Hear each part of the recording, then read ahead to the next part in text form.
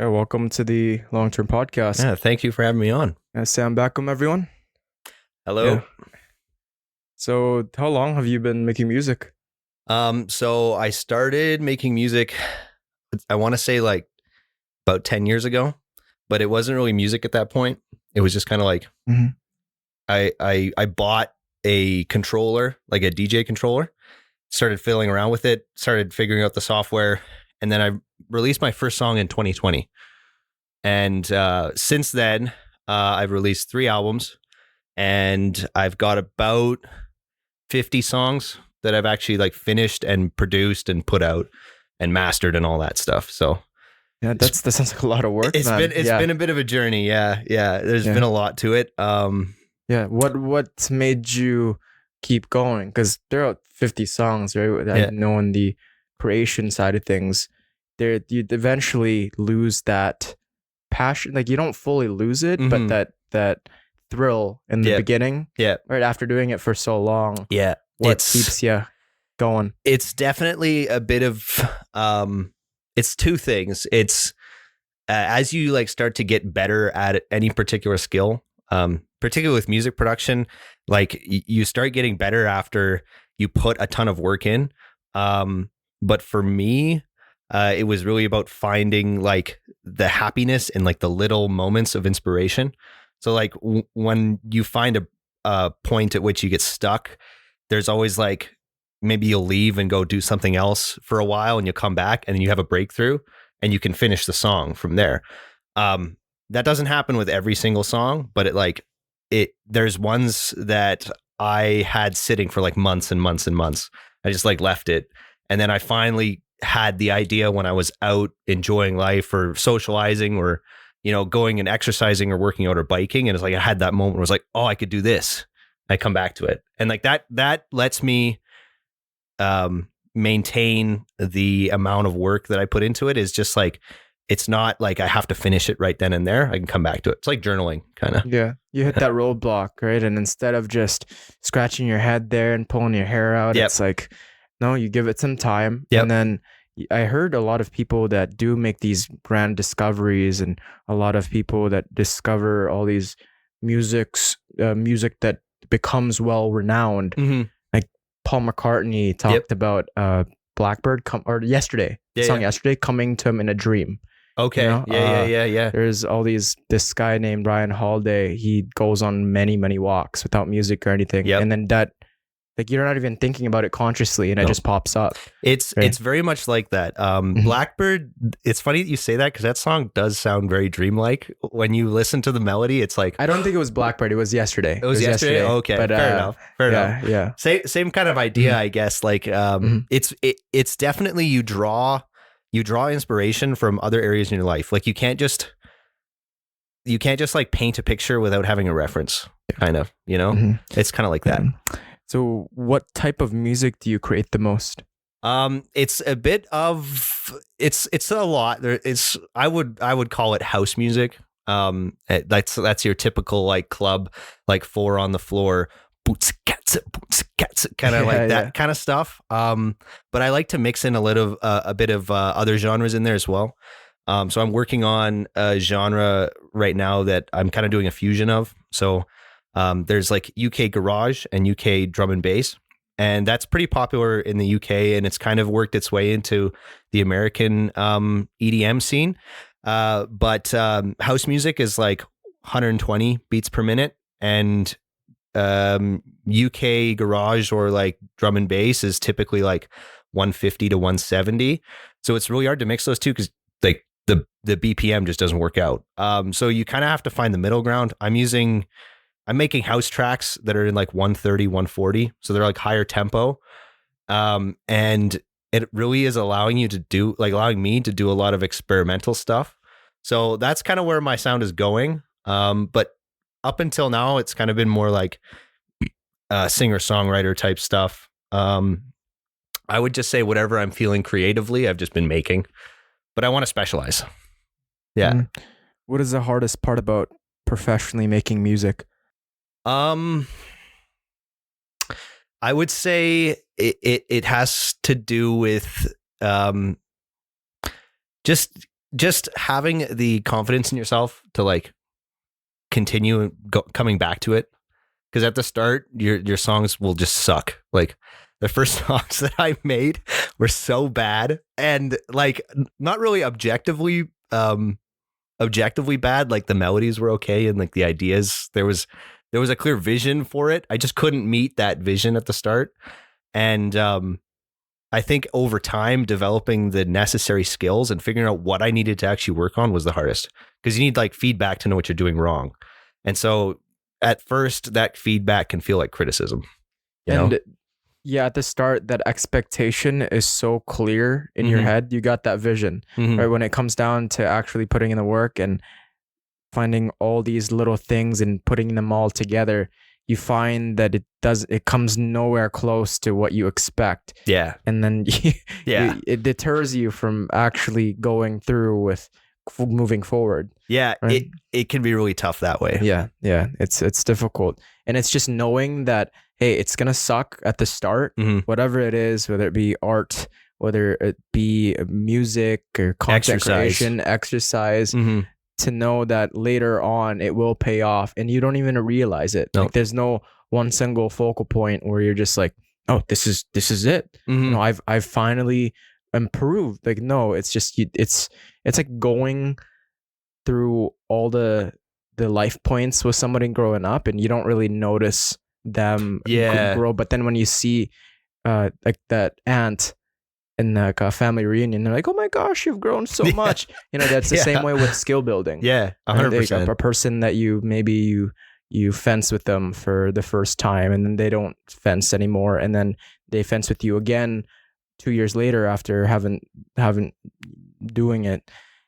They notice a noticeable difference, right? And that's beautiful about it. But it's like one of those things where, like for like I kind of talk about bikes like this too. It's like your brakes are going to slowly go out of adjustment, but because you're riding it every day, you don't notice. Yeah, it's stuff like that. Not to jump into bikes just yet. I still want to talk about music, but it's like, it's funny because that's exactly how it is. It's like there's small incremental changes every single day. And like, I tell myself, I'm just going to do this for 5 minutes. I'm going to sit down and figure this out.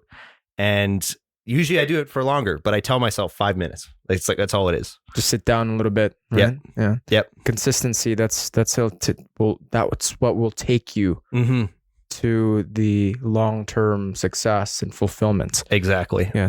What do you hope to achieve in your music as your passion / career? I have a few goals. At first I wanted to like make it as a musician in the most stereotypical way. And over time I kind of found out that that wasn't really what I wanted. Especially like, I don't know if you've definitely heard about all the stuff that happened with like P. Diddy and all the weird shit that happens at like the top echelons of the music industry. And I knew that that was a thing, but now that I see all of that, it's like, I don't actually want to be a famous musician. I don't want to be that person I don't want to be like Sabrina Carpenter. I don't want to be like Taylor Swift. I don't want to be like Drake. Like those, I don't want to be like that. It's just not my thing. So where I actually want to go is I want to help other people with their music. So I want to get into like film or like some sort of industry. Like producing? Exactly. Yeah. Yeah. Yeah. I find there's like a lot of people think fame is a good idea. Everybody clawing for your attention and wanting to be your friend. But that kind of, it loses a lot of the interactions or the meaning in the interactions, right? Because everybody's just wanting to get something out of you. Yeah. And there's no sense of peace going out there. Nope. And no, it's tough. Yeah. Like I just saw this thing about Justin Bieber, and like his story is actually pretty tragic. Like it's like what he had to go through as a young musician, working with like P. Diddy and for specifics, like working in that side of the industry, completely removed him from reality. And like, you can see the impact that's having on him, especially recently. I don't know if anybody's seen that. But he's going through it. And that's just not something that I want to deal with in my personal life. Yeah, I just think that there is a way to do it in a small community, because then you can have a better impact on people. Like Taylor Swift isn't, for me at least, like she's a great musician and she works with some of the most talented people in the world. But what Taylor Swift lacks is that very small, tight knit group of people that, you know, she might call family. Because once you get to the level of being a super famous person and having a lot of money, the industry tells you what you're doing. The industry tells you what kind of stuff you promote, what kind of lifestyle you're going to live, what kind of pictures you post on Instagram.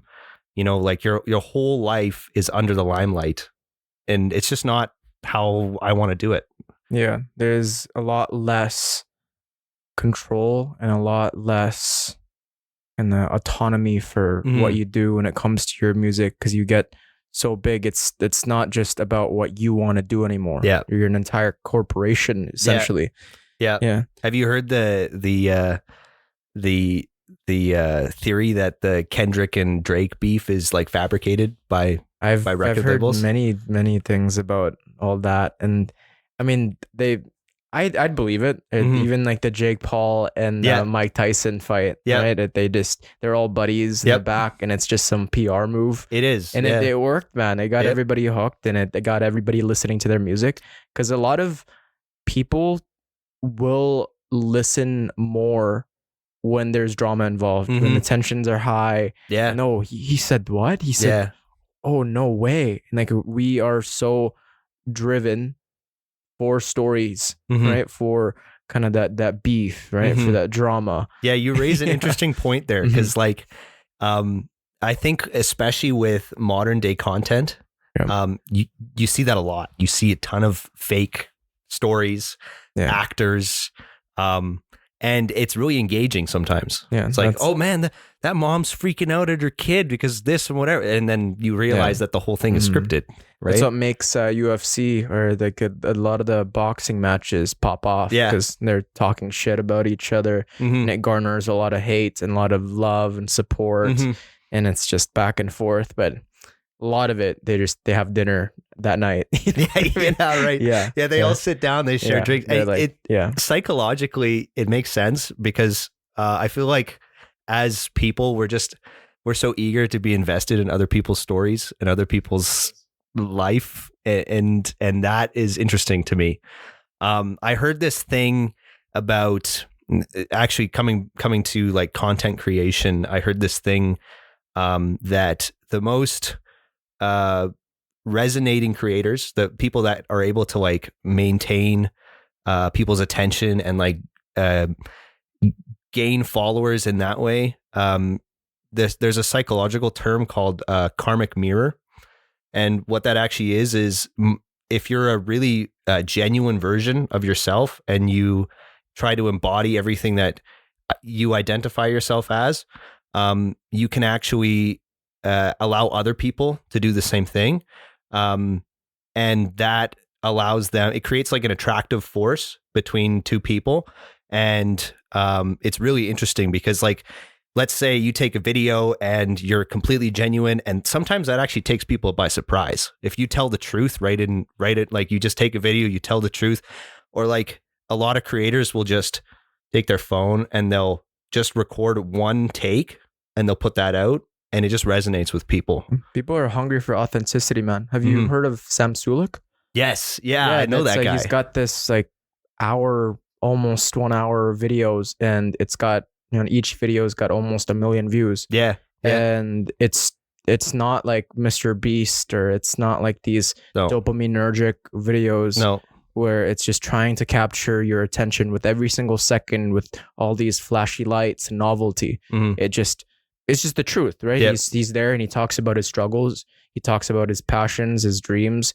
He doesn't hide kind of the ugly truth about, the shame that he feels about certain things, or just he likes chocolate milk, so people Yeah. just like the little things like that. He's right? super humble. I Yeah, actually yeah. really like Mhm. I don't like follow the guy at all, but Me he comes too. up on my feed. Me too, He man. comes up, I'm like, Yeah, am I him driving. yeah, exactly. Yeah. The first thing I noticed, Yeah. like, holy shit, this guy's huge. Yeah, And no, then- exactly. And Yeah. then the next thing is like, this guy seems so chill. I want to meet him. Yeah. He seems so Yeah. so humble. Yeah. No, Yeah. he's really cool. Yeah, that's what makes him so enticing to people and so popular, Mhm. because it's people relate to him. He's a really good example of a karmic Mhm. mirror. Yeah. Yeah, That's kind of like another thing to go along with the consistency. Like that guy's in the gym every day, every Yeah. single day. And there's probably days when he didn't want to go in there and do that. It's true. You know? Yeah. And film and at the start too, like it must have been so much pressure and so much just shame maybe. Mhm. I don't know much about him, but when you're starting and you're just filming and everybody's in the background, right? Yeah. You're talking to the camera. Yeah. I don't know whether he's just really good at isolating kind of what he thinks and doesn't really care about what other people think. Mhm. But at the start, when nobody really knows you, he's just there working out, talking to the camera and like walking around, and people are just like, he doesn't care. Yeah. Yeah. And then that requires bravery, Mhm. right? Which is something that I see people like that, and I'm like, wow, good for you. Like Yeah. putting yourself out there. Yeah. Yeah. Yeah. It's kind of like a lot of people say it's marketing, Mhm. but it's actually not really, I wouldn't really call it marketing, because like you're just representing yourself in a very genuine manner. And Yeah. that can, to people that, that want to take an interest in what you're doing, that can be really beneficial. Yeah. What are some of the most powerful tools or products available today that allow sound engineers to completely reshape or repair audio? There's a lot. I guess I'll just go through some of the ones that I use. So the DAW that I use, digital audio workspace, is Machine, and that's the software I've been using the whole 10 years that I've been making music. And the best tools for kind of like shaping and looking at audio, any sort of like spectral imager. What that basically means is like visualizing the waveform of audio. So in class, you've probably learned that, audio is made up of sound waves. Those waves can be visualized in a file. And the best way to like create a song is to use additive synthesis. So you're adding waves on top of each other to create the final product. So any sort of like audio imager allows you to look at what exactly your waveform looks like, and you can make decisions based on that information. So a lot of the stuff that I am doing right now is bass heavy. So it's very bass oriented. And you can tell when a song doesn't quite have the right bass, because it doesn't create that resonancy in a room. And that's what that imager is really good for. It's like you can actually physically see how wide that waveform is, how much amplitude there is to that, and how wide it is. And that's the most important part, is like getting that really nice low end. The imager helps. Besides that, there's a couple other ones, but it really depends on what you're doing. So like I use Ozone 10, which is a mastering tool, and that's just to get the track louder. There's a term that a lot of people use in mastering. It's called LUFs. So there's decibels, which is like how loud something actually is. And then there is LUFs, which is how loud something is within the constraints of a file. So like a file that plays on Spotify has been quieted to 14 LUFs, negative 14 LUFs. And that's just a standard normalization process across all streaming platforms. And that was actually decided by a bunch of, like, it was an actual committee that was like, everything is too different in terms of volume. They were like, oh, this, we're listening to music from the 40s that's like this quiet. And nowadays we've got DJ mixes that are this loud. So we need to find a common ground. So all the streaming platforms were like -14 LUFs. That's the common ground that we're going to reach for. But I can go and produce a song that's 0 and completely maxed out at the borders of the file. That's the amplitude of the sound is hitting there.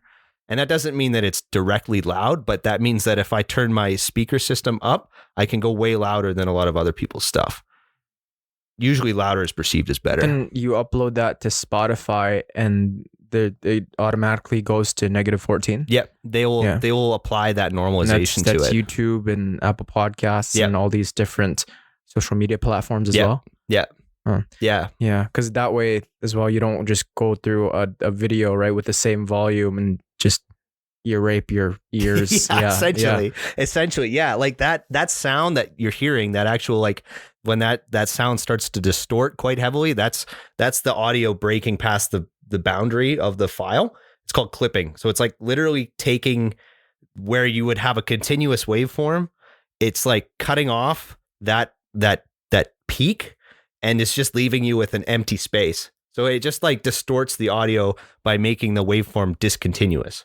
It's like if you turn it up too high, it almost sounds like you're in the back seat of some kid's like Honda Civic, and he's got like 16-inch subwoofers, and he's cranked the bass all the way, and it just sounds like farting. That's essentially what's happening. Yeah. Interesting.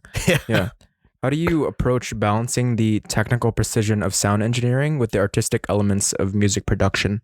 It has to do a lot with, so like when I started, I thought that I wanted to make a specific genre, but I didn't know the rules surrounding those genres. So like I used to listen to a lot of trap music when I was younger, and that was kind of like really big in like 2014 to like 2018, I would say. Now it's not such a big deal. Excuse me. But I wanted to create that kind of music because that's what I was listening to at the time. And when I went to go do that, it sounded nothing like what I was listening to. So when I started, the intention for me was to like get in touch with a record label as soon as possible. I don't know why that was my goal, but I assume it had to do something with like actually getting reward for the work that I was putting in.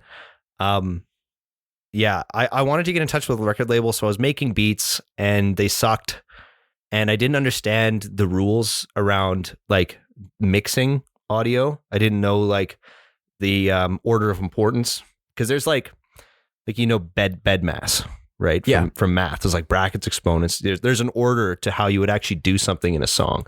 Like there's a rule set for each genre too. So like when you go do house music, the kick drum is typically going to be like this loud, and then you're going to have the vocal follow that just underneath it, and then you're going to have the snare drum just underneath that.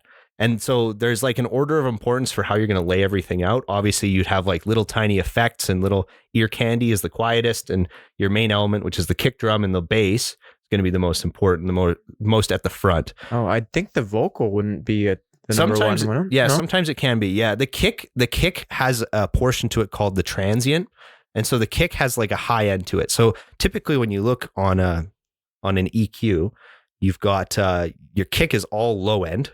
And then there's just a little piece on the high end. That's called your transient. That's what pokes through. So sometimes your audio will actually display that the kick is louder than the vocal just because of that transient bit that punches through the vocal. And in most cases for house music, especially if you're playing in a club, the vocal is side chained to duck. And what side chaining is basically like whenever the kick's playing, the vocal's audio is pulled. And that creates that like pumping motion that you get when you listen to house music. Exactly. And so like oftentimes the vocal will be louder than the kick drum, but that's just the way you mix it. Like you have the kick drum gain set so it's higher than the vocal by just a hair, but whenever that vocal is actually playing, it's a bit louder. That's what that side chaining does. It's kind of like an interplay of the two things. I didn't understand that when I was starting at all. I had no idea like that's how you would mix a house track.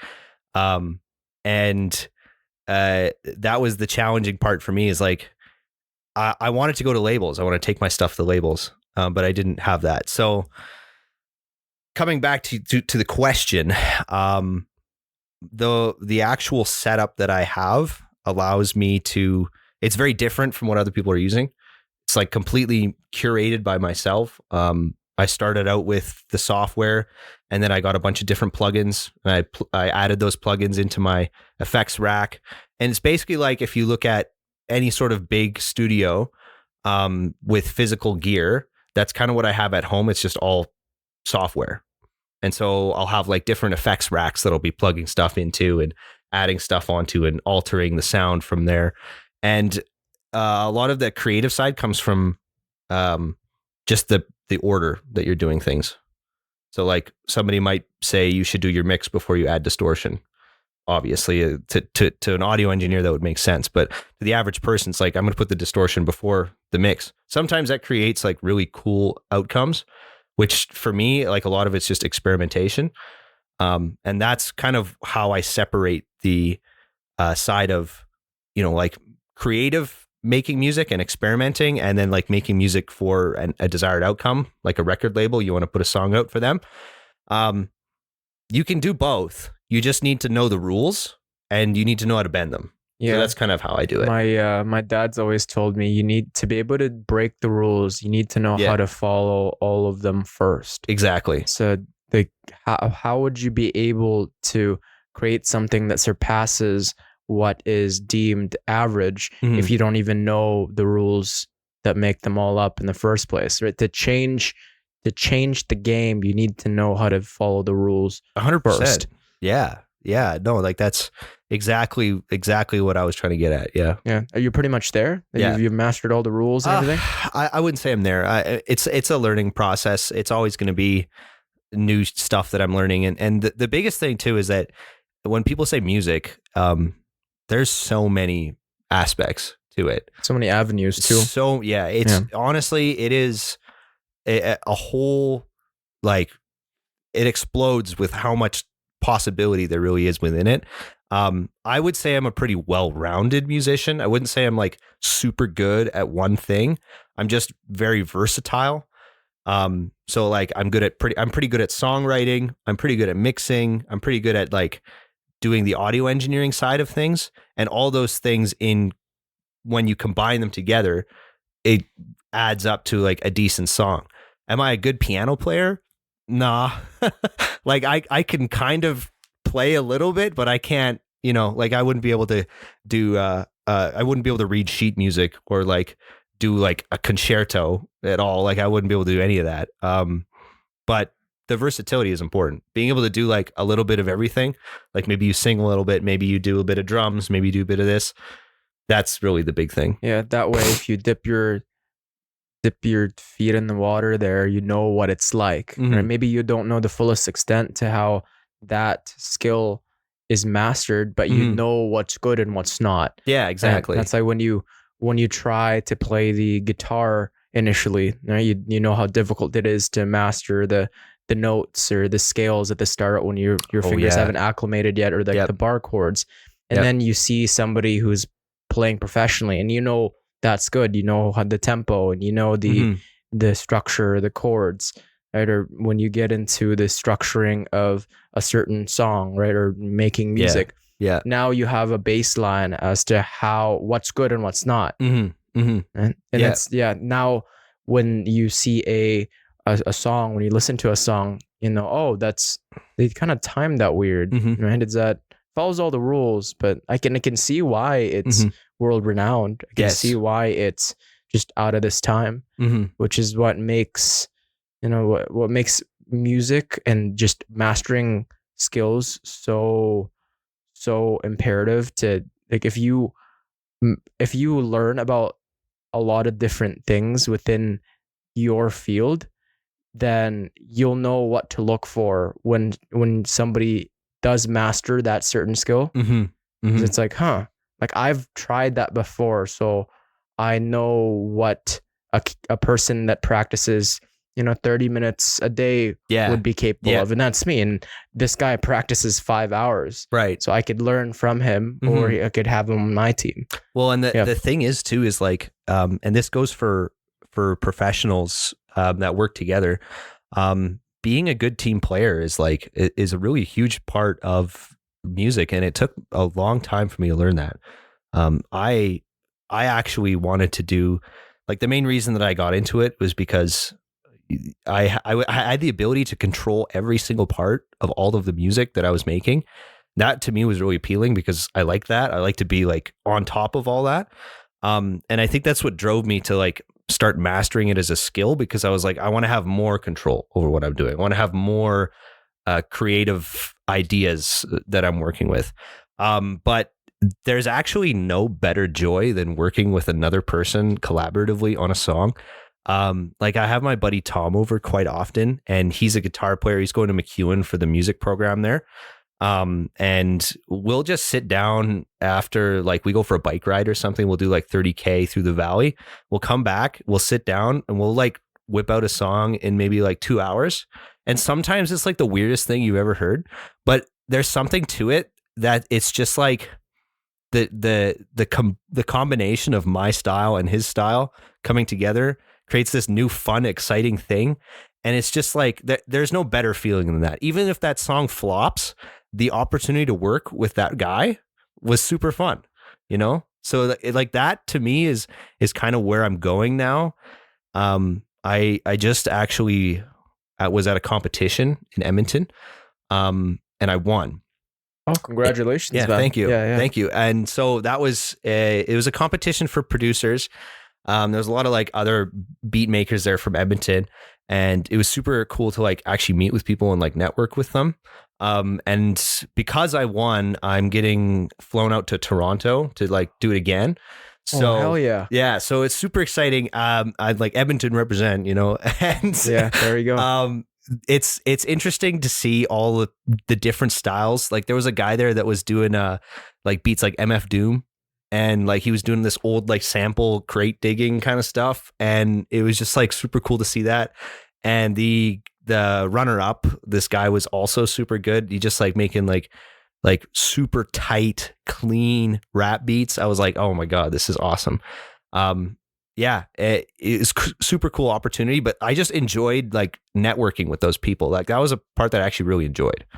So then you extract a little bit of information from interacting with that person, 100%, right? yeah. And you go, oh, how did you come up with that little piece? And then they tell you, yeah, and then you tell them about your experience, and it's like the exchange of information just from years of turmoil, from years of just yeah. mastering the craft, right? All condensed into a 30-minute conversation can be so rewarding. That's how you mentioned like team building and networking and working with your buddy on a song is so much more fulfilling, and you derive so much more connection and knowledge building. 100%, yeah. Because it's like you've got a person in a field that's it's their heart, and that's maybe it's close to what you're doing, but it's they're interested in rap, right? And you have no idea what that's like, and they can tell you just a little bit of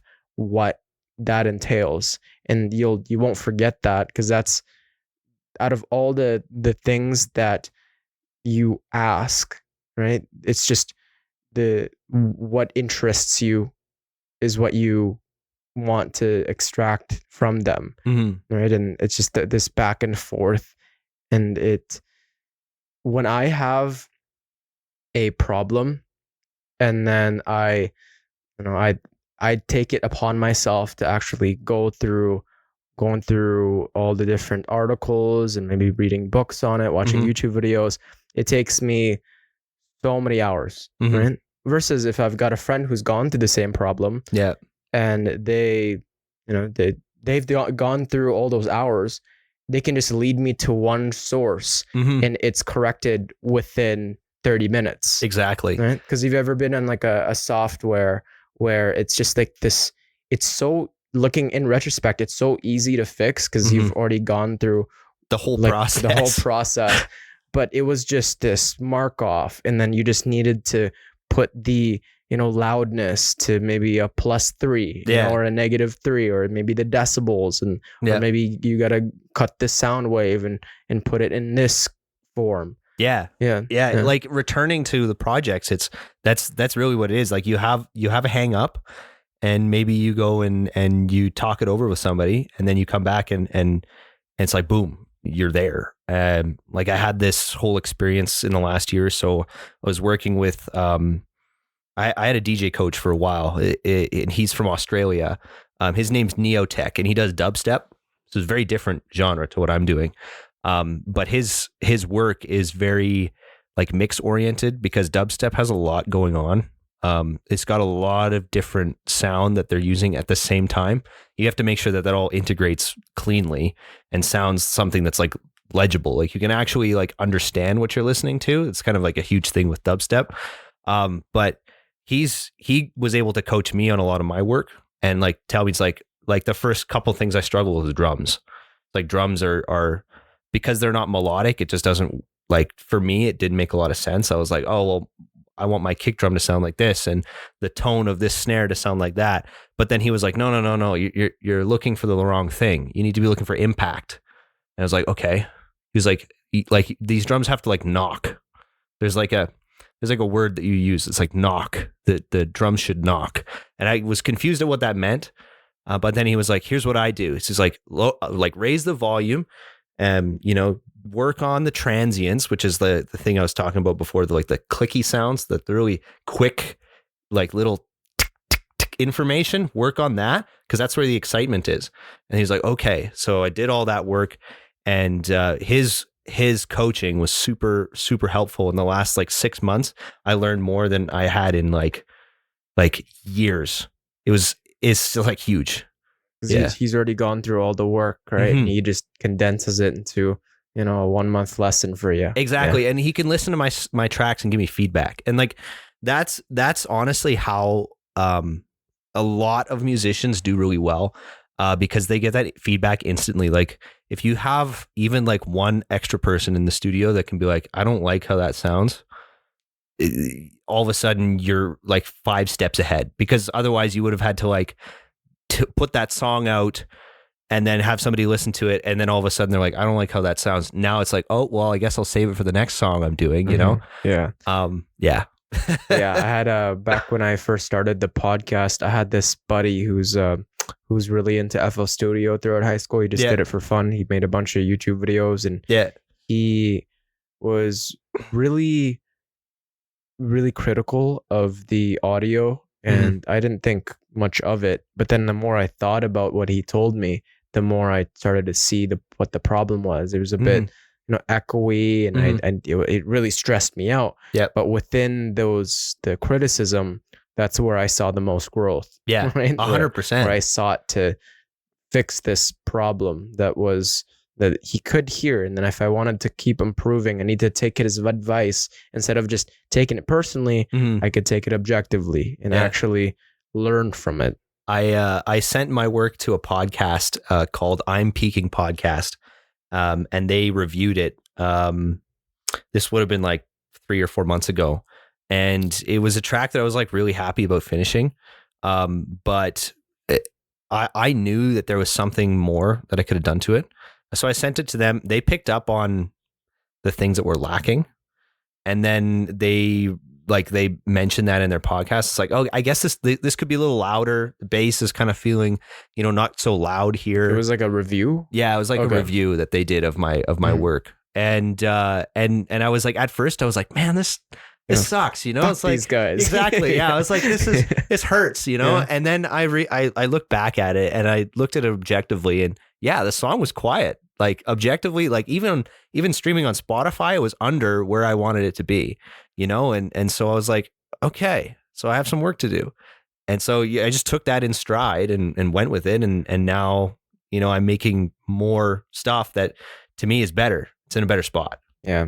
I remember some family members would call me out for being lazy or being mean or just rude in certain contexts. And thought it was the worst thing ever. Well, how could you say that to me? But the more you actually reflect on it, maybe they do have a point, right? Maybe they do. They do have a point, because when we get hurt by somebody else's criticism of, we take it personally, it's about our character, and maybe it is sometimes about our character, but it's taking that and actually finding solutions for it. Mhm. And like, yep, it could be that they're just hating on you to hate, but Yeah. that's where you find sources which they are credible and they are trustworthy and they want 100%. your best interest. Mhm. Yeah. Are there any other artists that you resonate with and look up to? Yeah, there's a couple. So there's, I think the biggest one for me, and in the past, this kind of influenced me a lot. There's this work by Jan Hammer, and he's a Czech guy, and he was like a composer for a lot of work that was done in like the early 80s. And he basically compiled this like list of concept animations that were coming out of like early animation studios in the day. And some of these videos were very like psychedelic in their nature. Like they were like, I know what you mean. Yeah, exactly. Like super trippy videos, but it was really just to like prove the ability of the computers at the time. Like this is 1989. That was like a new frontier. They were like, animation was just starting out, and these animations, these demo reels that they gave to this guy were like, that was like nobody had ever seen anything like that before. Trippy videos that weren't a thing yet. Yeah, exactly. And it was like one of the first things to come out in that kind of like style. Like one of the animations literally has it's like this theory that a seed came from outer space and landed on Earth, and then and then like populated the Earth. It was just like one seed that came from another planet, and like they animated that in this film, and then Jan Hammer composed a score for it. So it's like an hour-long video of all these different animations compiled together, and watching that it gives you this weird form of like nostalgia for something I wasn't born in the 80s. Like this wasn't my time, but as I was watching that, I was like, wow, this is like, it's like grainy. It's like the color palette is very like vibrant, and the shapes are all super basic. It's like this weird art style that I really wanted to like integrate into my artist project. And so with my current artist project, Cytronica, I'm like trying to create sounds that I think accompany that style, that visual style really well. So that was really influential to me. And then as well, there's this artist called H.R. Geiger. And he's not something that I really represent in my art quite a bit, but he's interesting because he kind of broke a bunch of rules in the 60s to the 80s with his art. So he's the guy that did the art for, have you ever seen Alien? I've like the original one. Yeah. I've seen the ones after, but not the original, but I know the plot. Yeah. So H.R. Geiger did the concept art for Alien. So he designed the creature, he designed the ship that the alien was found on, and his art style is referred to as biomechanical. But when he came out with like the first concepts for this art design, he was playing with all these like sexual undertones, these religious undertones. And he was like really messing with people, because it was like he would draw a picture of something that was like really alien looking, and like maybe it's in outer space or something like that. But then he would label it as like, this is a woman, like just a plain old woman, and this and that. And then you start looking at it like, oh, there are some female features there to that. That's really strange. It was like aliens mixing with humans, all this weird stuff, right? And what I find interesting about that is he was like willing to go out in public and be like, you know, the rules about drawing things that mess with people's brains that are kind of like, I don't even know the word for it. Like borderline offensive, right? Like unsettling a little bit, kind of puts you out of your comfort zone. You're looking at it, you're like, I don't like the premise of this whole thing here. Yeah, this kind of gives me like an ominous feeling. Yes. His art was very much like that, and I don't want to say that I particularly like every single one of his works, because it's clear to me that the guy was just very mentally, he had a lot of stuff going on. He was challenged in his life, I think. And I think he had some repressive things that he was trying to put out there. But what I find interesting is the fact that he was willing to like go outside of people's taste, and like just outside the border of what people were comfortable with. So it was new. you know, and he was willing to like break a cultural norm to get his art seen and to have people grapple with the same ideas that he was grappling with. And for me, I would say that that's one of the goals that I want to achieve with my art. I don't want it to just be like if you were to put on my album passively, you could listen to it, you could do chores, you could do whatever. But I want people that are actively listening to it to be like, oh, like he's working with something here. Sitting down and actually have that visual side of it engaged. 100%. And that's kind of important too, because you don't want people to be in their comfort zone all the time. And excuse me, a lot of effective music is actually a subversion of your expectations. So like people have a really, really strong ability to predict what's going to happen next in a song. Like it because it follows a certain set of rules, we've as a culture kind of ingrained this expectation about what's going to happen when this, you know, when the drop comes, right? It's like everybody talks about, oh, what's the drop, you know? The drop. That is the fulfillment. Bass. Exactly. That's the fulfillment of your expectations. And so when you subvert that, it creates a really interesting effect because people are like, I didn't expect that. That sounds cool. I like it. And if you look at psychologically the release of dopamine for a predictable song versus a song that's unpredictable, the dopamine in the unpredictable song is higher, even though you might have some people that don't like that. You might have some people that listen to that like, nah, I don't. That's not my thing. Too many surprises, right? Exactly. But like we are wired for novelty. Exactly. And that just reminds me of that. You ever listen to Lonely Island? Yes. You know that one song that drop the bass. When's the bass gonna drop? And everybody's just going like, everybody's just so like curious and wanting the bass to drop. Right. And they're going crazy. Yeah. And then eventually when the bass drops, people just turn up to death. Yeah. Exactly. But I believe it. I mean, the songs where I'm not expecting that it's gonna have that kick to it, or like if it's because we are programmed for pattern recognition, right? Like a person walks up to us that has has a suits and maybe looks curious, maybe looks lost, maybe we're just gonna expect they're gonna ask for directions. Yeah, we got a song that is dubstep, Skrillex.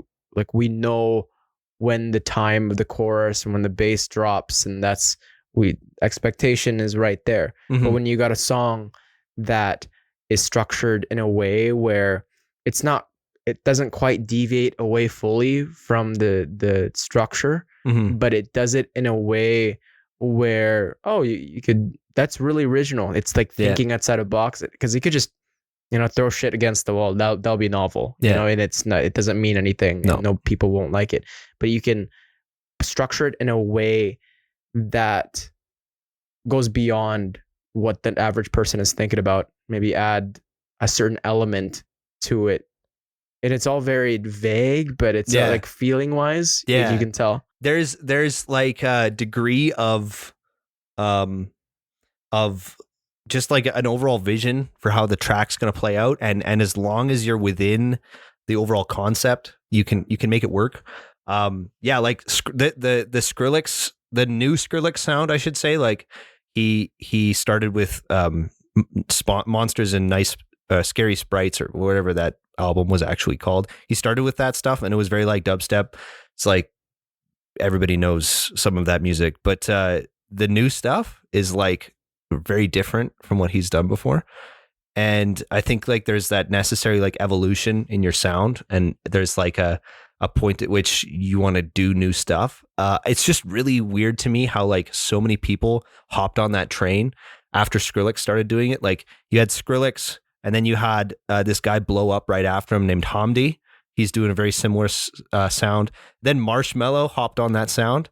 And then you've got the guy that blew up on TikTok recently. I think his name's like Daniel Allen. He put out a song that's like, it sounds exactly like Skrillex. And it's like new Skrillex. And so it's like where are we going with this, guys? Like, because I can predict what it's going to sound like. It's like not necessarily can predict it, but I know the general elements that are going to come up in the track.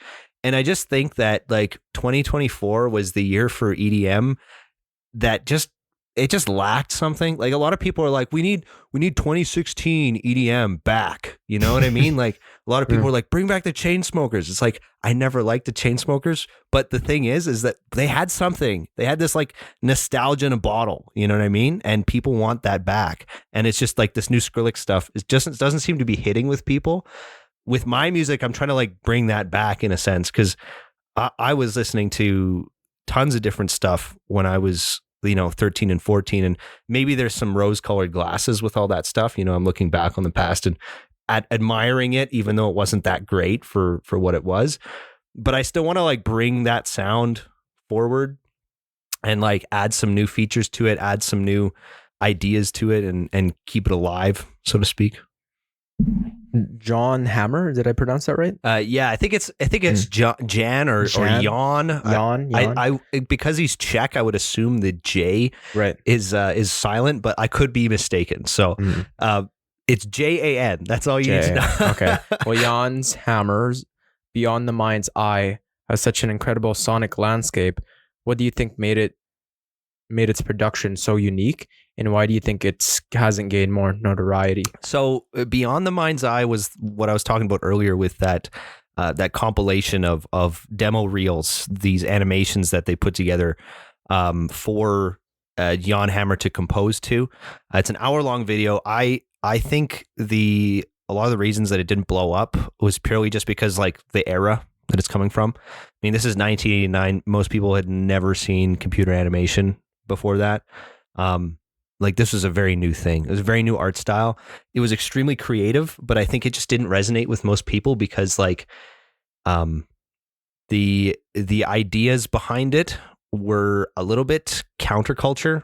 Like the psychedelic nature of the visuals, I think made a lot of people like fearful of it and questioned kind of where it was coming from. And as well, like in 1989, while that art may have resonated with the younger culture or the younger population, it didn't resonate with the old folks. 100% did not. It's like that was an electronic composition. It didn't sound like real at all. Which I mean, for 1989, they were doing a pretty good job of making it sound real, but they just didn't have the tools that they had today to make it sound like a real instrument and a real production. And I think that's just where it fell flat. Like it just landed with kids, and that kind of perpetuated it. But it takes a lot of relevancy to like maintain an active viewer base for that long. Like 1989 was 36 years ago. And it's like that's a good portion of a century, and just the relevancy of that, it just fell off. It's kind of a hidden gem. To me, it's kind of like a internet rabbit hole. It's like I'm really interested in internet rabbit holes, and that Jan Hammer Beyond the Mind's Eye, all of the work that he did is just super interesting to see, and to see like the artistic process behind that. Super cool. I highly suggest checking it out if anybody's interested. Best hour of your life, guarantee it. Yeah.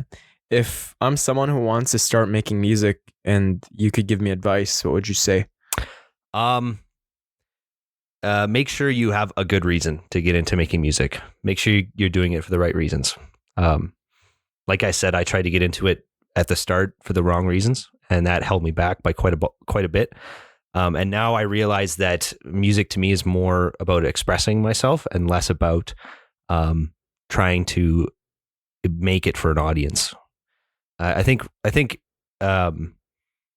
Rick Rubin said that the artist should be making the art for themselves. They shouldn't be making it for anybody. It should be some sort of thing that you're trying to grapple with and trying to work out. And I guess that's not necessarily true for every single production ever, because I like a lot of commercial music.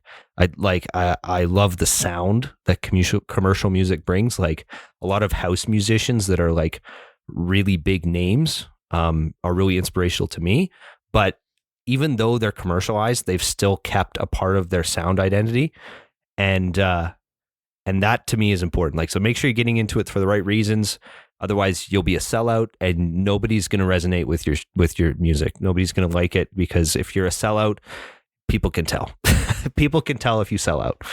Yeah, like who are you doing it for at the end of the day? Exactly. Yeah. Like I think there's a lot of good examples. I don't want to name names about anybody in the industry, but there are sellouts. They exist. You might know them as industry plants. That is the unfortunate side of it being a business, because it is a business at the end of the day. And I think for me, creatively, the further I can stay away from it being a money making thing, the better, because it gives me more freedom to do what I want to do. And nowadays we're kind of in a golden age of independent artists. I know a lot of people are like, artists struggle quite a lot, and that's true. But I think that we're very confused on the definition of success as an artist. I think a lot of people are like, you need to make a full-time living from your work. That's just not necessarily true in 2025. You can be an amazing artist and just not, not make a ton of money off of it. And that's okay, because people like to create stuff. I mean, clearly the internet is a testament to that. So True. yeah. That's I always tell my little brother, he's 6, you can either be a consumer or a producer, right? Mhm. But yes, we all need to consume. Yep. But you got to do more of the producing part, Mhm. or else it's gonna deteriorate your brain. Yes, You know? 100%. Yeah. That's a good one for the younger generation, 100%. Because you find just consuming and listening to all the creativity that surrounds us. Mhm. It's abundant, Mhm. right? That's on YouTube. It's in the music. It's in the art. It's in the books. Mhm. It's all around us. If you want to go the knowledge route, there's just people in research getting their PhDs.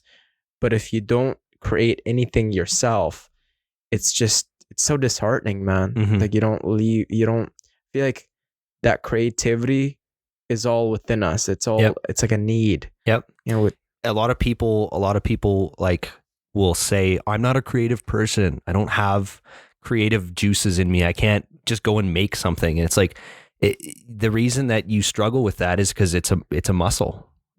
Being able to get into a creative space in your brain is difficult, and it's not easily accessible. A lot of athletes refer to it as the flow state. Like when LeBron is on the court and he's going after the game, like he reaches a flow state, he's untouchable. A lot of people talk about that, and that's something you actually have to like train to get into. So like opening yourself up to creative ideas every day is super important in the process of becoming a creative individual. And a lot of it too is just not judging the thoughts that you have. Like when you brainstorm something for school, maybe you're just dumping ideas and not all of them are going to work, but you're not judging every single idea. The point is to just get it out, put it on a page. And when you're starting out with music, it's what you want to do. You don't want to judge every single idea that's coming out and be like, I don't like that because of this. I don't like that because of this. It's like, well, you made it, own it. And then eventually you're going to make better decisions when you start to dump more. You're going to pick out what you like, and then you're going to build a repertoire. You're going to develop yourself creatively. And that's the biggest thing, is like, have a good reason and practice every day, like be consistent. yeah. Let's move on to bicycle and mechanics. Yes. And industry trends. Yes. Yeah. What's a common misconception people have about bike mechanics that you wish more riders understood?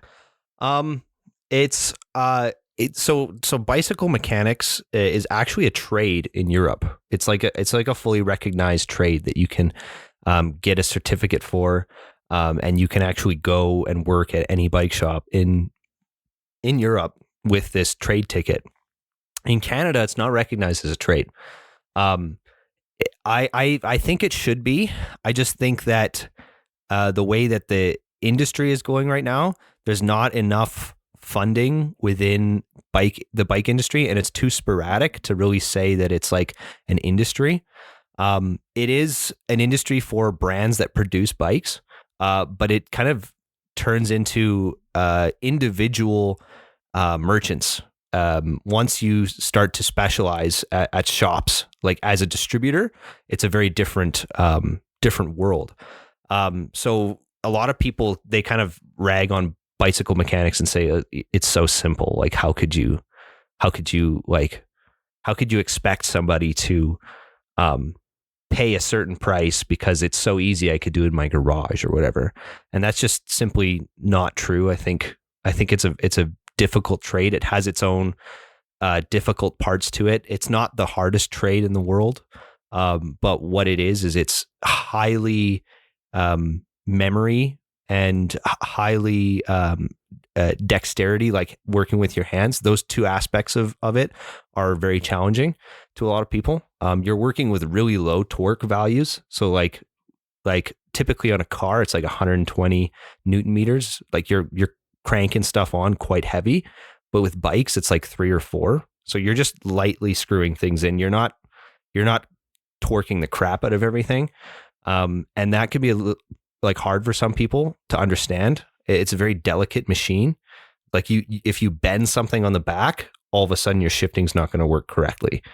So there are aspects to it to be able to identify those small little tweaks that I think make it a challenging career. And especially now with the economic hurdles that are coming with the bike industry, it's even more of a challenge to like stay in that career path.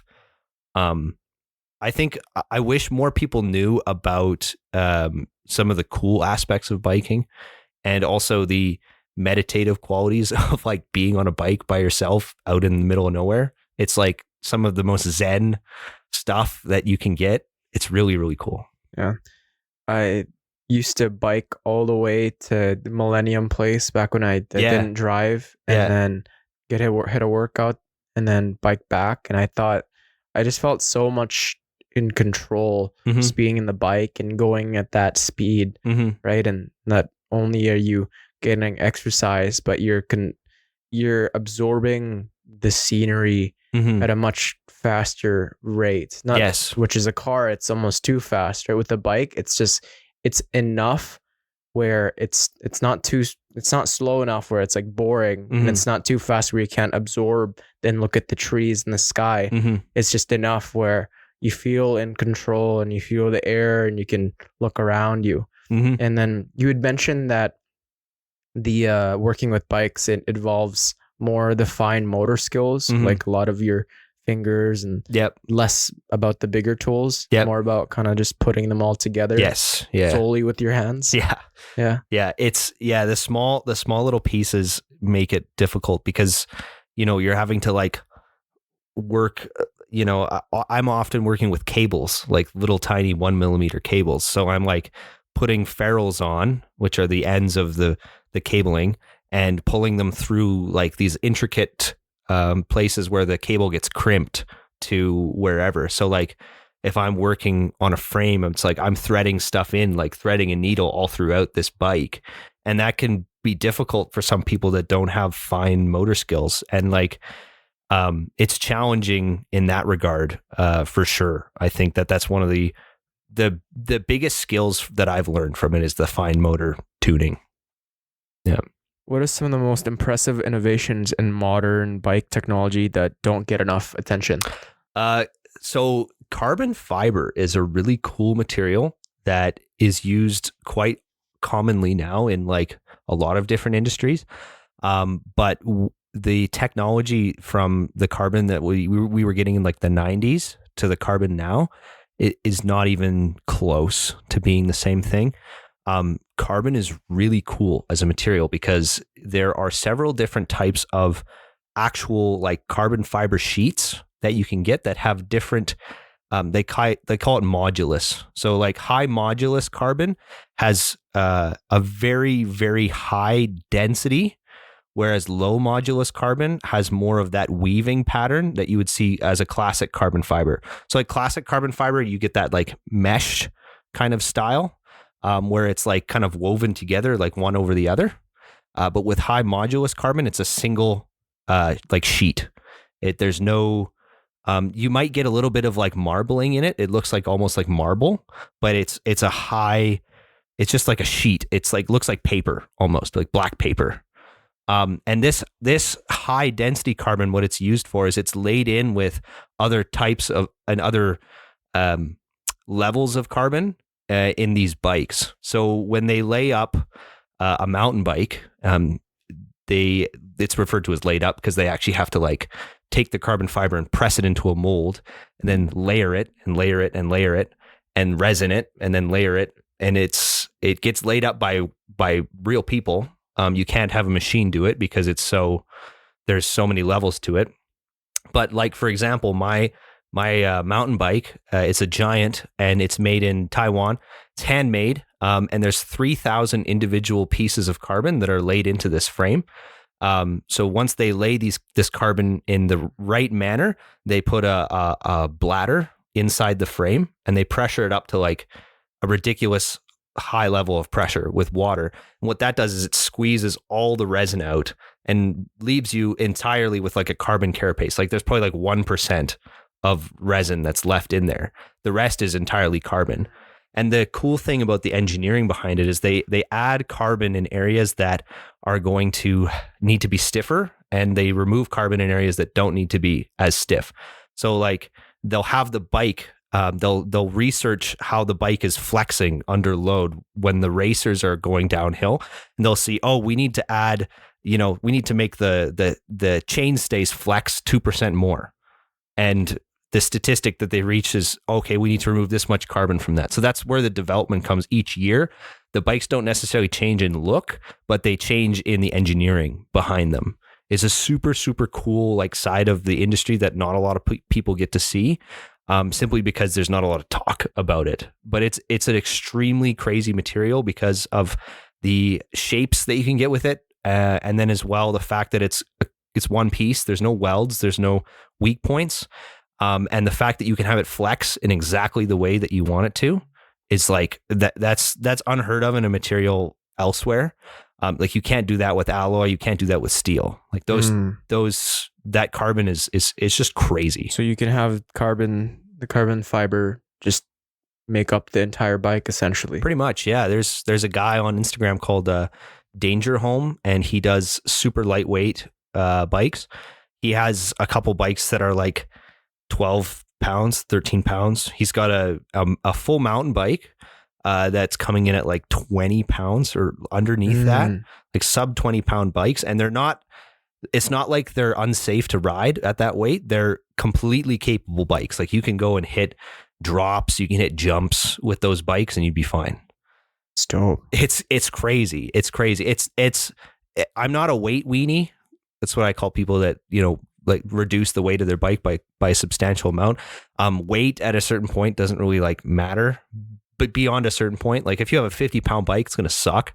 But anywhere like 35 pounds to like 28 pounds, that's like your average bike. That's not going to be a problem. Where's your favorite place to ride? So I have a loop that I do in the River Valley with my buddy Tom. We usually ride from my house here, and then we go down into the science park, the Rundle Science Park, and then from there we just ride the science park trails all the way downtown, and then we'll ride back. One time we rode all the way to White Ave, and we had beers on White Ave, and then we rode back. Nice. But it rained on us. Oh, geez. Like it started raining when we were on White Ave, and we were like, oh, great. So we rode back in the rain. It was like maybe like an hour and a half riding back, and we were just soaked, like completely soaked. Yeah. It's happened a few times, actually. We've probably almost died from lightning strikes like 4 times. Oh, man. Hey, that's the thrilling part of it. Yeah. This makes it so good, the perilous journey. Yes, exactly. It's so fun. It's so fun, but slightly terrifying. I never go out with the intention of getting caught in a storm. It just seems to happen, especially like this summer, towards like the end of the summer, there was like a lot of rain. So it was like, yeah, whoa, getting caught out there is a little scary. Having to hide under a gas station. Like I had to call my brothers, like, can you come pick us up? Like, please. Yeah. I don't want to get like struck by lightning. You know? Like, yeah. Yeah. How has the bike industry changed in recent years, and where do you see it going in terms of sustainability, accessibility, or technological advancements? The bike industry, I don't like to be the guy that's like, well, COVID did this, because like obviously COVID fucked everything up, but the bike industry was one of the industries that was like really, really affected by all of that. Um, when I started working for Cranky's Bike Shop, that's the shop I work at. Come see me, by the way. Um, when I started working there, I started working during the pandemic, and we didn't have any bikes. So I interviewed at a bike shop that had no bikes on the shelves. If you can believe that, that was the state of it. And that was pretty much the story for every bike shop in Edmonton. There was just no stock. Because bikes are so heavily reliant on the supply chain. So if there's no supplies, you can't make them. Especially with like factories and shit shutting down, like that kind of screwed us all. But the big thing about that is that right after all of that happened, the bike industry started to look at those trends of demand, and they wanted to fulfill that demand. So they started producing bikes like crazy. So like coming right out of COVID, we were putting out like there was so many bikes that were sent out that it's like we're still sitting on bikes from like 4 years ago that we haven't sold yet. It's like there's so many, there's too many to choose from. And the issue, I wouldn't even say the issue, but the biggest kind of like threat to the bike industry itself is the secondhand bike industry, because selling your bike on Facebook Marketplace is a pretty popular thing nowadays, and getting a secondhand bike is super popular. And so it's kind of funny because the bike industry essentially is like ruining itself because of all the bikes that are available secondhand for very, very good prices. It means that now as a distributor, you're selling a brand new bike out of the store with like 8% margin. And like ideally margin is 40%. Like a 40% margin on everything that leaves the store is going to give you some sort of like attainable business model. But anything under 40%, you're losing money. Nowadays, the margins are super, super low, because we buy bikes at a certain price, and then we have to sell them at whatever price the distributor decides for us. So sometimes we'll buy a bike at a certain price, it won't be discounted at all, and then we have it listed at proper margin, and then the distributor will say, oh, well, we're not making enough sales, we need to move these bikes, and they'll knock our margin down. So it doesn't actually affect the distributor to lower the prices, it affects the retailer to lower the prices. And so they basically are just taking money away from the small independent bike shops. And it's a very interesting shift in how like things have worked before. So now the industry is kind of moving towards like small batches. So if you're going to like buy stock, you're probably not going to buy a fleet of bikes. You're going to buy like 2 or 3, you're going to distribute those at a high margin. You're probably also buying those bikes at a lower price as well, just based on demand and supply. But the way that the industry is kind of going is it's looking a little bleak right now. I still love working on bikes, and I want bikes to be a part of everyone's lives because it's exercise, it's healthy, it reduces emissions, like all of that stuff. Like imagine if we had infrastructure that was based around bikes, like the whole world would probably be a better place. But the main issue is that bikes are too good, simply too good. You can ride a bike for 5 years. You know, I would say if you spend the right money on a bike, you can ride it for 5 years. You know, you're probably paying about $1,000 nowadays for like a decent bike that's going to last you a long time. So if you put $1,000 into a bike, there's no reason you can't be riding that thing in 5 years, in 10 years, in 15 years. And that's the biggest threat to the bike industry is the bikes are just too good. They're coming out, they're working for a really long time. People are selling them on Facebook Marketplace, and that's just going to sink the main distributors. Yeah. You got to structure it like Apple, man, where they just have like something in place where after a year it automatically degrades. Mm-hmm. You know? Well, I like that planned obsolescence, that it's a crazy idea as a business model. It makes sense, but it's so sad that that's how things have to work. Like the economy is I wouldn't even say that the economy is causing that. It's just the fact that everything's sped up. If you look over time, like everything since bikes started has production's gone up, this has gone up, lead times have gone up, speed has gone up, and then the economy itself is speeding up. And the issue with that is that there's so much money being interchanged so quickly that it's really hard nowadays to even find any sort of like profitable business model. Yeah. I think there needs to be a really real big shift. I think we're kind of moving towards specialized items, boutique items. A lot of like independent bicycle brands are actually doing quite well just because they've garnered the interest of so many people. It's kind of like how business models used to work like 100 years ago. It's like you establish a relationship with a customer and you create a product that fulfills the customer's expectations and it's a good quality product. And you used to get along by just word of mouth. Like somebody would be like, oh, what do you have there? It's like, oh, I've got this, and this is, this brand new thing by this brand. You should go check them out. It wasn't like I saw it on my phone. It was like you were getting recommendations from friends. And that still seems to be like one of the leading reasons why we have customers come back to our store is because people are chatting about it. People are talking to other people and recommending us. And I think that we're moving back towards that. I think there's a huge industry in online websites and stuff, but you just can't beat the experience of like a good sales experience, like going into a store, chatting to somebody, asking questions like that. To me, you can't beat that. It's an entire experience in itself, right?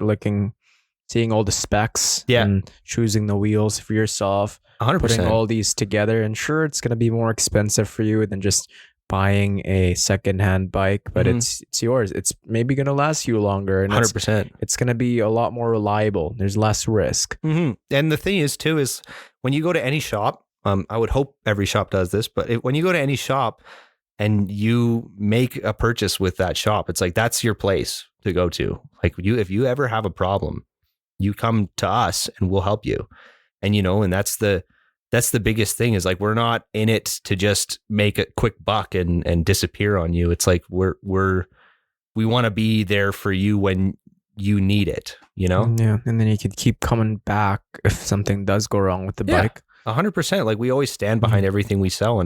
And that's the biggest thing about like having a repair side of bikes is like, just like a dealership, it's like we want to make sure that the bike's working properly. And sometimes quality assurance is not there, like we get shipped a lot of bikes that are just not fit for the sales floor, and we have to fulfill warranty claims and stuff like that. And warranty on bicycles is amazing nowadays. Like there's a brand that's doing like wheels and stuff where you can take the wheel and like break it over your knee and call them up and be like, I want warranty. You can tell them exactly what you did. It's like, I broke the wheel over my knee. And they'll be like, oh yeah, okay, we'll send you a new one. It's like a lot more lenient. Yes. Yeah. 100%. Like that's the business model that we're moving towards. And I think a lot of people like really like that. Yeah. I think a lot of, fast food restaurants, a lot of retail already do that. A lot of, less in the vehicle side of things, less in like the bike industry. Yep. And is your shop rolling out with that now? We've always kind of been customer service oriented. I think the biggest thing for our shop is like, because like Cranky's has been around. We have 3 locations now. We have one in St. Albert, we have one downtown, and then we have one in Riverbend. So like kind of by Terwilliger Dog Park. And St. Albert, that location's been around for 25 years. And the biggest thing that is like shown success for the company is just our relationship with people. Like it simply boils down to that. Yeah, the connections that you make are how people keep coming back. It's like that loyalty. Yeah, right? 100%. You kind of feel guilty getting a haircut from another guy. If you've been getting the same cut from the same guy, it's like, if you get caught doing it, it's almost like it's cheating, 100%. And you gotta, if you build up that connection and that rapport with someone, if you treat them kindly, if you respect them, and you actually if you actually align their needs, and less about wanting to put pocket money in your own pocket, then they take that, and it's processed with for me, I like to like, it's kind of coming back to what we were talking about before as in artistry, being a genuine representation of yourself. Authenticity. Exactly. Like if you're a salesperson that has motives that are make the shop money, of course, that's every person in sales. That's their motive. You want to make money because that's your livelihood. But you you need to represent yourself in a way that if that customer walks out of the door with nothing in their hands, you need to be okay with that. You need to be okay with people, you know, especially with music, like not liking what you offer, you know? That doesn't mean they're a hater. It just means that people have preferences, right? And so you need to be okay with those things. And I think that going into every interaction, whether it be sales, networking, marketing, whatever you're doing, don't go into it with an expectation. Just go into it like you're going to see what's going to happen. And you want to learn something about that person too. Like for me, it's like if I notice something that they, maybe it's their outfit or their appearance or something, like typically it's like, oh, I like your shoes, or I like how you did your hair or something like that. And that seems to like really get people like that puts them on the spot. They have to like, oh, wow, like you noticed. That's really cool. Right. It's things like that, like just being a genuine, like, and don't say anything if they don't have something going on. Don't just say something to be nice. You say something genuine. Comes from the heart. Yeah. You need to like make an actual observation. You can't just be like, yeah, nice shirt. Yeah, you know? right. And it's like not actually like, why do you like this shirt so much? Yeah. Like, just felt like saying it. And like, no, I saw that shirt and it looked good on you. Yeah. Right? And my dad says this thing is like, if you approach things in the spirit of play, it works out pretty well. So like even some customers appreciate this, but it's some people don't. You have to really like pick your battles in this one. But sometimes I'll go up to somebody and be like, hey, like, do you win that shirt in a raffle? Or like something like that. Just like I'm just poking at them a little bit, like kind of teasing them a bit. Sometimes they like that. Sometimes people pick up on that. And they're like, oh, this guy's funny. I'm doing some sales training with my friend because he's the one that's got me involved in an upcoming job this summer doing sales. Nice. And yeah, the way it's structured is we knock on the door, we say how are you and all this, and it's followed by, hey, if there's like chalk on the floor, he suggests to tell him, hey, you must be the artist back around here. Right. And it's like some people like most people love that stuff. Right? It's like, oh, ha ha ha, like it'd be like their child like doing like some doodles and like right? Scribbles. But it's just like those little things that kind of like adding novelty in there and just getting a laugh out of the day when it being a compliment too, and just building rapport. Yeah, it's huge. Relationships are the most important things in life, really. I keep hearing about it all the time, and I agree with it. The more and more I hear about it, and it's the number one biggest investment that you could have in your life is like the relationships that you have. The friendships, the families, because they're the gifts that keep on giving. Yeah, right. Yeah, 100%. You can't get out of this life. You can't get out unscathed. There's always going to be times where you need to lean on someone, or you just need someone's help just within that day. And it's like it's important to have people on your side. My fondest memories are like just having like a good time with my friends. Like that's a lot of the fuel for. Like everything that I do in my life stems from like the memories that I have with those people. Yeah, it's like how can we recreate this again in the future? Right? Exactly, and it's never quite the same, but that's the nice thing. Like, at the end of the day, I wouldn't give them up for any sum of money. Yeah. What does a modern high-end bike provide to a novice rider? So. There's a certain amount of skills that a good rider will have. I ride a lot of like bike parks in like Whistler, Revelstoke. I've ridden Golden. Hinton is pretty close, and it's also really good. I've ridden Moose Mountain, and as you start to specialize in a biking discipline, whether it be mountain biking or road biking or gravel biking, you start to pick up strategies to deal with different terrain, deal with different features, learn how to be faster, how to corner better, how to use the bike to gain speed. It's called pumping. So there's parts of that you need to have, whether you're on a $100 bike or you're on a $2,000 bike. The main difference between spending money on a low end bike versus spending on money on a high end bike is that the high end bike is never going to fail to shift. It's never going to fail to stop you. It's never going to flex in a way that you don't expect. It's not going to be too stiff. It's going to fit you properly. It's going to be comfortable, and it's going to have adjustments. So you can basically set it up to fit you in the exact right way. And that starting point allows you to develop those skills so much quicker than if you had started on a $100 bike.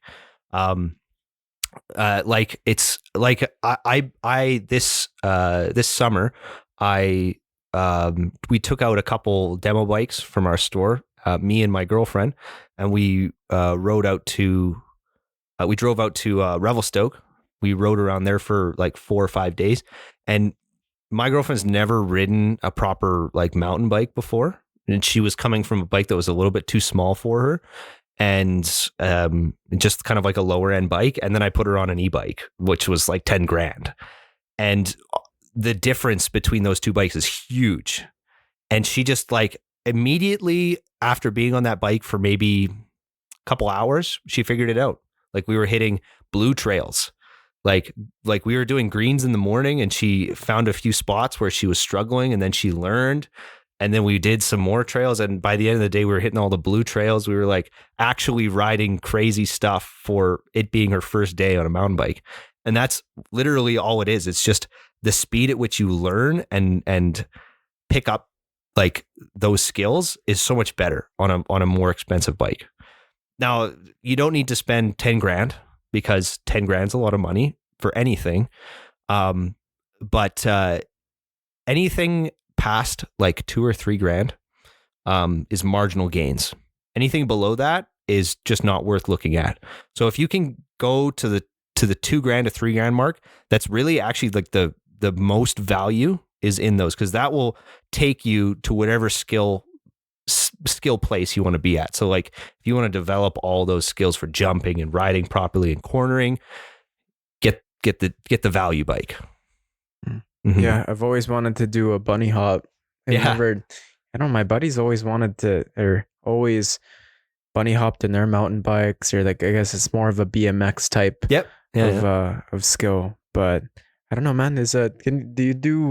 What are some skills that you can do on the mountain bike that So there's quite a few. A lot of people are kind of fusing BMX riding and MTB. There's actually I don't know if you know who Colby Pringle is. I'm going to shout out Colby Pringle, even though shout out to him. I actually never really met the guy, but he rides for Cannondale. He's riding for Raceface and Fox as well. But he's actually from here, from Shore Park. Oh wow. Yeah. I don't know what school he went to, but I know he's out of Shore Park, and he's riding for all these companies he's sponsored. But he used to do BMX. He used to ride BMX at the skate park. And it's really cool to see, like, he has a video out where he does like an endo, which is basically like you roll forward, you stop on the front wheel of the bike, and you hold the brake, and you go bring the back wheel up, and then you like spin out of it. Oh geez, I just visualized that in my hand. That sounds like it's defying physics. Like, it's a bit, you're like doing a stoppie, but then you're spinning out of it. And so he's doing this into a drop, and the drop's like full of mulch. And he's this crazy video. He does this like BMX style jib, and then heads down into this mulch. And I was like, man, that's Colby Pringle, man. That's crazy. It's like, so that like, that's one of those things where it's like, for me, when I go out to like Moose Mountain, there's stuff you can do in a parking lot. Like you can just figure out the balance point of the bike and hit the stoppie and just bring that back wheel up. I haven't quite got around to the point where I can do like a G out where it's like you're actually doing the spin to accompany that. you can learn how to manual. So like bring the front wheel up and just like either catwalk it or just like maintain that balance point. There's like when you're hitting jumps, there's this thing called scrubbing. And it was kind of like started by this guy a really long time ago. And it comes from motocross, but actually scrubbing is when you come up to a feature, you actually get as low as possible and you turn the bike, and right before you actually go over the lip of the jump, you're turning the bike and you're just going over it just like you're this far away from the ground. It's basically about getting as low as possible on the jump and coming out of it with a ton of speed.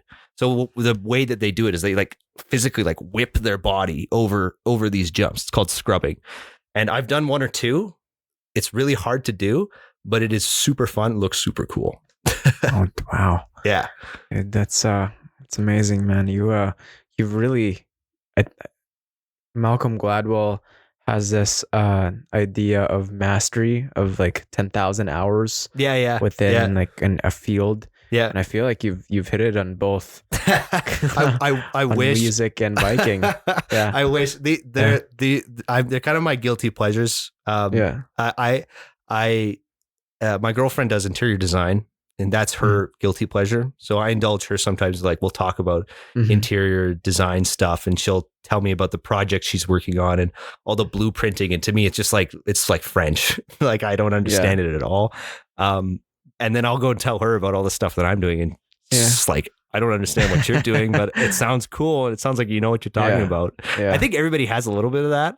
They've got like that one thing that they're good at, and I think, finding that in everybody is super neat. That's why I think that this podcast is really cool, because you're letting people do that and you're seeing that side of people. Yeah, dude. But thank you so much for coming on the long-term podcast today. Thank you for having me. It's been a pleasure. I've learned so much. I had a great time. Yeah. What's if people are looking to see where your music's at, where to find you and your biking? So I have I'm on Instagram, I'm on Spotify, and I'm on Apple Music, and I'm on SoundCloud. I'm on almost every major like music distribution platform under Psytronica. So that's PSYTRONICA. That's all it is. On Instagram, same thing, just Psytronica.